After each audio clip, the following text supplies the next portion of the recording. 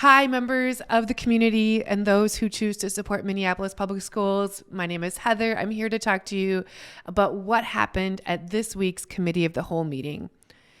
Now, typically, I do a rundown of what happened, and what I'm always asking myself when I think about preparing for these recaps is I think to myself, if I didn't have the time to dedicate to watching this meeting for 2 to 3 hours consistently, what would I need to know?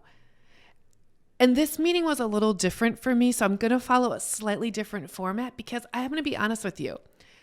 We saw the same finance presentation that we saw 3 times, and I didn't find a lot of new information in it, and the presentation largely repeated what we talked about during the last school board meeting recap. I think I'm really just going to talk about some things that I didn't see in this school board meeting.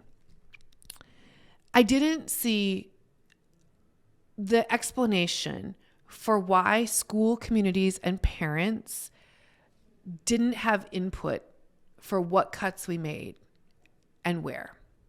I didn't see that.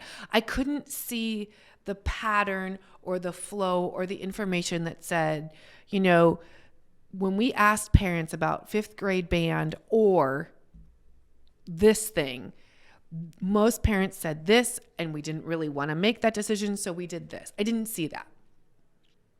The other thing I didn't see in this school board recap or in this school board meeting was a decision tree or a logic model.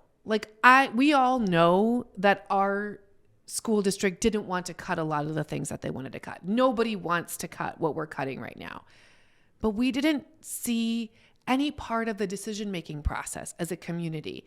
So then it feels really frustrating to live with the results.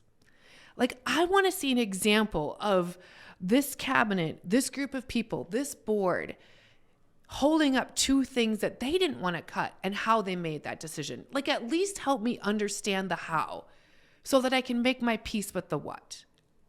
And I didn't see that in this board meeting. And then, we really didn't get to see how families are going to learn about this. I mean, one board member, Director Elamine, asked a question. She said, how are we going to make sure families know what's cut and why? And there was no solid answer for that. And look, I'm a parent in this district. I know I learned some things from my children's site council meeting, but I have many more questions, and I go to all the board meetings. So my encouragement to our school district leaders right now would be that help us understand more, show us some of the struggle that you went through with this, give us honest explainers and answers, help us along this journey. When I have boys in schools this week and visiting, talking to families, this is hard. Schools are not okay right now. People who have been accessed are still working. It's a really difficult place. It's a really difficult way to show up and do your job. Look, public schools are always hard and always amazing. March is tough if you're a Minnesotan, right? Then you add this incredibly hard news and school communities. I heard a story this week about some families who were crying because a family liaison that they really trust got cut from their school. I know nobody wanted to do that. I know the superintendent didn't want to do that. I know the school board didn't want to do that. But I also know that it is true that we could use some skills and some communication right now as a community in order to get through this. And so that's what we didn't see at this school board meeting. Maybe we'll see something a little different in April. I hope so. What would you want right now? If you're in the same boat as me and you just learned what your school is losing, what would help you as a parent to know?